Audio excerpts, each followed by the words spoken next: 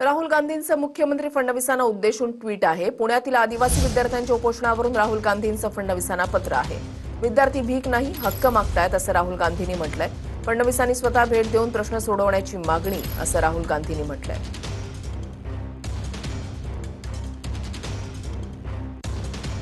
राहुल गांधींनी एक्सपोस्ट केलेली आहे। त्यांनी असं म्हटलंय की आपल्या मूलभूत आणि घटनात्मक हक्कांसाठी ग्रामीण भागातून आलेले शेकडो आदिवासी विद्यार्थी पुण्यामध्ये आंदोलन करतायत। 10 दिवसांपेक्षा जास्त काळापासून विद्यार्थी बेमुदत उपोषणाला बसले असून प्रशासनाच्या उदासीन भूमिकेमुळे तीव्र असंतोष आहे।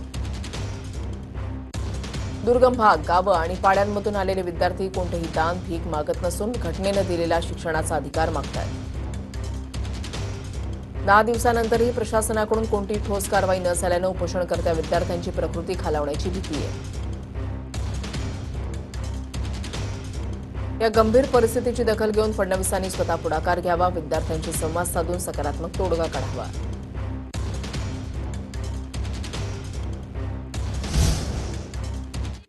त्याच्यानंतर त्यांनी त्यांच्या भूमिका मांडल्या। माननीय मुख्यमंत्र्यांनी यापूर्वीच आणि आजही कॅबिनेटमध्ये मगाशी मी सांगितल्याप्रमाणे आदिवासी विभाग, सामाजिक न्याय विभाग सर्वांनाच त्या ठिकाणी सूचना दिलेल्या आहेत। आणि खरं तर हा जो प्रश्न आहे 30 वर्षाच्या वरचे जे काही तिथे विद्यार्थी आहेत या संदर्भात निर्माण झालेला आहे, तर निश्चितपणे आपण जर बघितलं असाल तर त्या ठिकाणी आदिवासी विभाग मंत्र्यांनी सारं क्लॅरिफिकेशन केलं आहे। मला असं वाटतं की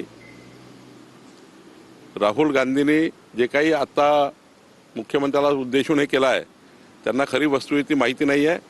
खरी वस्तुस्थिती जेव्हा त्यांना कळेल तर ते त्या ठिकाणी अशा प्रकारचे चुकीचे ट्विट करणार नाही।